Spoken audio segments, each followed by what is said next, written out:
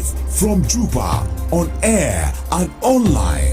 This is iRadio News. Hello, good morning. This is iRadio News. First, here are the headlines. The UN mission in South Sudan is calling for an immediate halt to renewed fighting in eastern Equatorial State. A senior legal scholar has raised concerns over customary practices that still treat women as property in South Sudan, warning that such traditions directly violate the country's laws and international commitments. And the Minister of General Education and Instruction has said that the marking of the exams will start immediately after they are completed, as he announced the reopening of schools on February 2nd next year. This is stories and more coming to you in this news bulletin with me, Lasuba Memo, and now the news in detail. The UN mission in South Sudan is calling for an immediate halt to renewed fighting in eastern Equatorial State. UNMISS says fresh clashes and rising tensions in the area come on the heels of inter-communal violence, cattle raids, and even reported aerial bombardment in Ulang and Baliet counties in Upper Nile State. The mission warns that these incidents have already caused civilian deaths, injuries, and displacement. Acting UNMISS Chief Anita Kiki-Beho says the violates commitments under the revitalized peace agreement. She said these escalations must stop immediately and urge all parties to pull back, engage in dialogue, and allow humanitarian agencies unimpeded access. Beho also called on local authorities to prevent further conflict and protect civilians, especially now as UNMISS has been forced to close its field office in Tori due to the UN-wide financial crisis. UNMISS says it has increased patrols in known hotspots and is working with state authorities and communities to deter further harm. A senior legal scholar has raised concerns over customary practices that still treat women as property in South Sudan, warning that such traditions directly violate the country's laws and international commitments.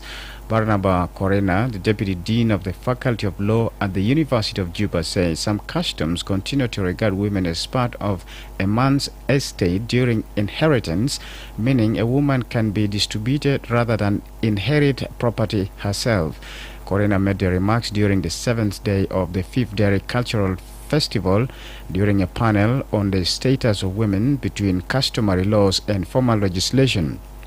He said these practices contradict national legislation as well as international agreements South Sudan has ratified. Corina highlighted that the Constitution sets a hierarchy of laws, meaning customs cannot supersede legislation or regulations, especially where rights are violated. He also underscored two key instruments protecting women, including the Convention on the Elimination of All Forms of Discrimination Against Women, CEDAW, ratified in 2015, and the Maputo Protocol, which addresses women's inheritance rights. The 5th edition of the Dairy Cultural Festival aimed to deepen discussion on South Sudan's feminist movement, an area scholars say remains under research despite its critical importance.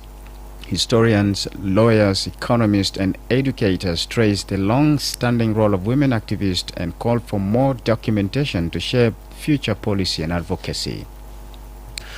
The Minister of General Education and Instruction has said that the marking of exams of the primary 8 will start immediately after they are completed, as he announced the reopening of schools on February 2nd next year.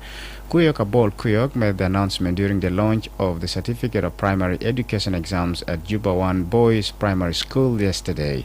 Addressing learners at the center, Kuyok said marking of the exams will start immediately after they are completed and that primary and secondary schools across the country will reopen, marking the start of the next academic year. He assured candidates that there will be no more delays and confirmed that the next academic year will begin on the 2nd of February 2026. In recent years, the ministry has faced repeated delays in marking P8 and S4 exams and releasing their results, often due to lack of funds to facilitate the process. To address this, the National Examination Council this year revised registration fees for both primary and secondary candidates. Public primary school candidates paid 80,000 South Sudan pounds, while private primary schools paid £120,000. The registration fee for secondary candidates was also revised to 120,000 South Sudan pounds for public secondary schools and 220,000 pounds for private secondary schools. Simon Nyokdeng, former Secretary General of the National Examination Council, said the funds would cover nearly half of the estimated cost of running the 2025 exams. This is iReady News. And now to the international scene. One of the doubters of Jacob Zuma, South Africa's former president, has filed a criminal complaint against her sister, accusing her of recruiting men from South Africa to fight in the Russia-Ukraine war. Nkosazana Zuma Nkube alleged that Duduzile Zuma Sambula, who served as an MP, and two others tricked 17 men into fighting for Russian mercenaries. Zuma Kube's statement says the men were told that they were traveling to Russia to train as bodyguards for Jacob Zuma's political party, Mkonto Wezizwe. The police said they're investigating the matter, while Zuma Sambula, age 43, has not responded to a BBC's request for comment. And Ukrainian President Vladimir Zelensky has welcomed proposed changes to the controversial 28-point peace plan for ending the war with Russia. It appears Ukraine's European allies produced an amended version of the plan after rejecting parts which favored Russia's war aims. Zelensky said on Telegram that the list of necessary steps to end the war can become doable, adding that many correct elements have been incorporated into this framework.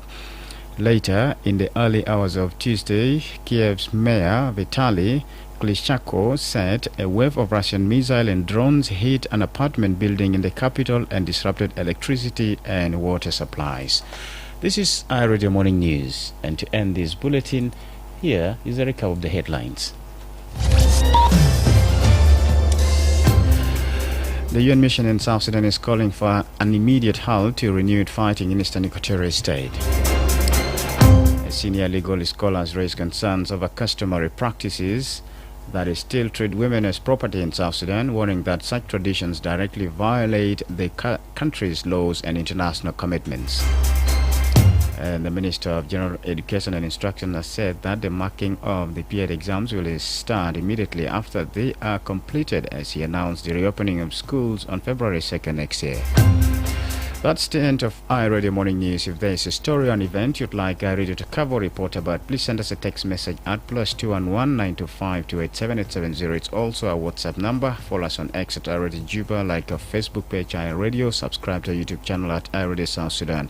You can also visit our website and listen to us online at www.iradio.org. Stay tuned for the news in Arabic at 8 o'clock. I'm Lasuba Memo. Thank you for listening.